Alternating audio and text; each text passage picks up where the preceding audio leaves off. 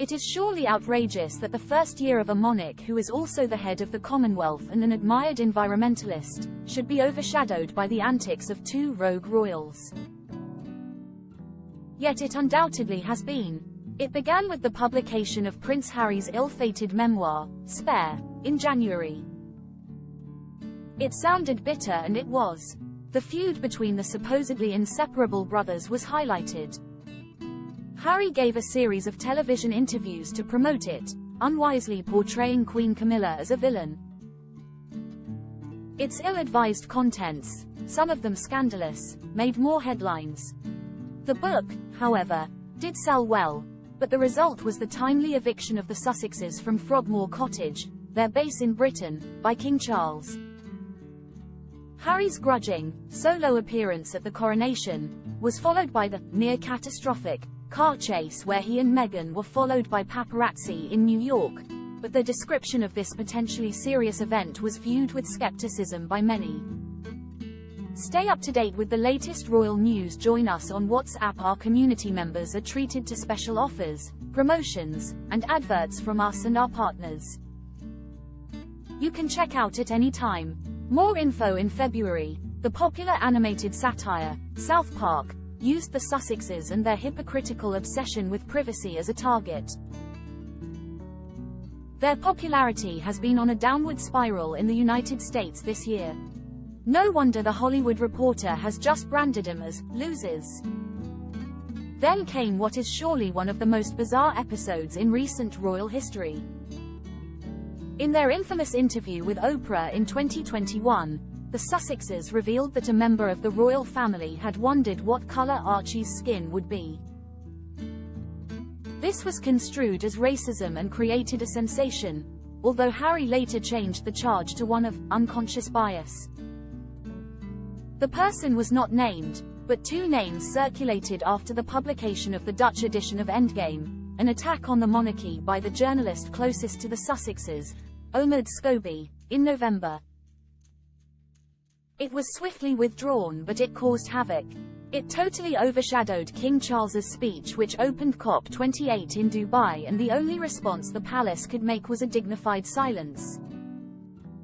Meanwhile, considerable damage was done to the monarchy's reputation. The Sussexes maintained their silence, which to most observers, looked like guilt. Become an Express Premium member. Support fearless journalism. Read the Daily Express online. Advert free. Get super fast page loading. Start 30-day free trial. Harry subsequently claimed victory and won damages from Mirror Group newspapers, as information in articles involving him was found to have been obtained unlawfully. The results of his pending cases against the publishers of the Mail and the Sun will determine how successful he is in his life's work to clean up the British press. The coronation showed the real pull of the royal family. Over 200 countries were represented and 100 heads of state attended. There was also a fine ceremony when he received the honours of Scotland. Royal visits abroad used to be Britain's most significant use of soft power. The king's successful state visits to Germany and France were examples of this. Britain used to boast moral superiority. It was the home of Westminster, the mother of parliaments. It had stood alone against fascism in 1940. It had, relatively peacefully, divested itself of an empire. It was the second major nation to outlaw slavery, and subsequently it campaigned against its evils. The king's state visit to Kenya was handled sensitively, but highlighted a dark period in Britain's colonial past. These movements represent a new challenge for planners at the palace. We have heard nothing more about a slimline monarchy, since Princess Anne quite rightly said it was nonsense. The royal family carried out over 2,000 engagements in 2023. With only 4 working royals under 70, there will be fewer until George, Charlotte and Louis are able to play their part. Royal charitable activities have been highly successful, however. William was voted the most admired public figure in a Gallup poll in America.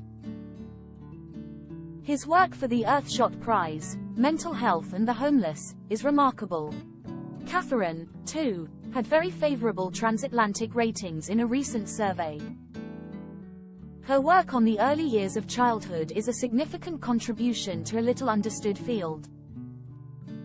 A good deal of publicity has been given to the Republican movement in Britain, which knew when Queen Elizabeth died, that it would have an opportunity. It has some 25% support in the polls. This is slightly up, but it has no major political party supporting it. The monarchy's main challenge is indifference amongst the 18 to 24 age group. There is always debate over the cost of the monarchy. Its core cost, 77p per person per year, excluding security, is surely superb value, with the refurbishment of Buckingham Palace, at £369 million, on schedule. Its processional avenue, used this year for trooping the colour and the opening of Parliament as well as state visits, is uniquely magnificent. Andrew remains an embarrassment. 2 depictions of his car crash interview about his catastrophic friendship with the deceased paedophile, Jeffrey Epstein, will soon reach our television screens. They follow the final season of Peter Morgan's The Crown, which had a huge audience. This, despite superb beginnings, portrayed the royals as cold, snobbish and out of touch, and was full of grotesque inaccuracies. They will be relieved that it is finally over. The king has been ably supported by Queen Camilla, who has won praise for her charity work, including causes as diverse as domestic abuse, literacy and osteoporosis.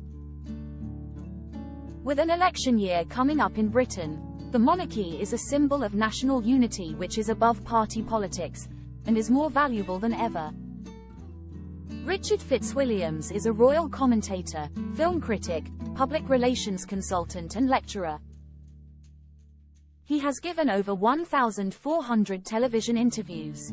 He was editor of the International Who's Who, the standard source of its type, from 1975 to 2001.